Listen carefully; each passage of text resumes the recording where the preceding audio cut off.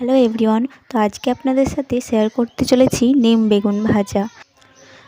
বেগুন দুটোকে ভালোভাবে ধুয়ে কেটে নিয়েছি। নিম পাতাগুলোকেও ধুয়ে ভালোভাবে কুচো করে নিয়েছি। এবার কেটে রাখা বেগুনে দিয়ে দিলাম পরিমাণ মতো লবণ, হলুদ, লঙ্কা গুঁড়ো। এবার ভালোভাবে মাখিয়ে নেব।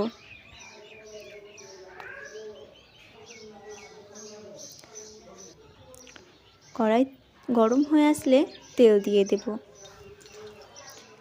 বেগুনগুলোকে দিয়ে দিচ্ছি।